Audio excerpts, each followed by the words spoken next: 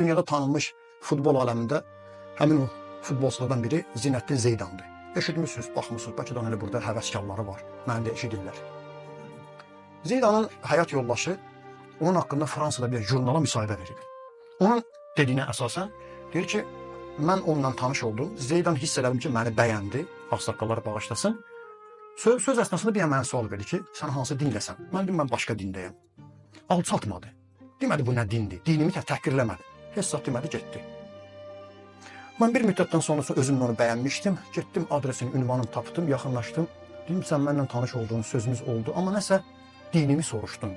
Dedi, açığın desəm, mən sənə evlənmək istəyirdim. Amma mən özüm müsəlmanam. Mənim dinimdə sənin dinin kimi qadını ala bilmərəm. Kişi qadından xoşu gəlir, üzr istəyirəm. Amma dininə görə yox deyir. İndi mömin var, adını iman, müsəlman qoyub zinə edir.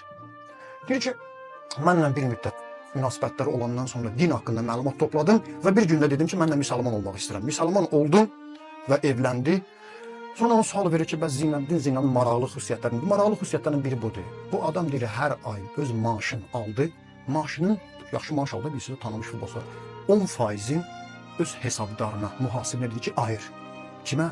Kimə versə yaxşıdır? Əlcəzairdə olan yetimlərə, kimsəsizlərə.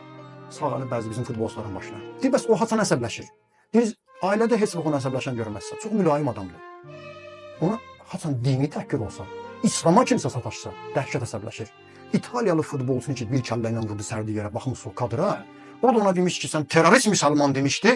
Terörist müsəlman kəlməsi ilə qayıtdı ona, o zərbəni vurdu və sonra da deyir ki, mən nə qədər top qol vurmuşam, o zərbələrin arasında bu zərbə mənim üçün ən şirin zərbə idi.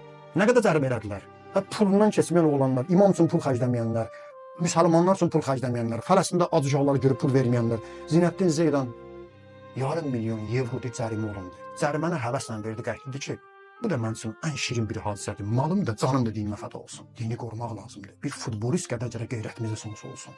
Bu din üçün Peyğəmbər imamlarımız bu əziyyəti çəkiblər. Bugün bax, burada oturmağımız, namazımız, duamız, kəbinimiz, halalımız, haramımız, qeyrətimiz. Torpaqlarımızın işğaldan azad olanda din adına gəlmədi qeyrətli olanlar. Dindarlar görmədi nə zəhmət çəkdi. Din belə şeydir, din torpağın namusunu qorumağa. Dini olmadı, qeyrət olmayacaq. Qeyrəti olmadı, torpağı da gedəcək, namusu da gedəcək. Bugün müsəlman dünyası Fələstində görürsünüz. Əgər həqiqi müsəlman olsaydılar, Fələstini tək qoymazdılar.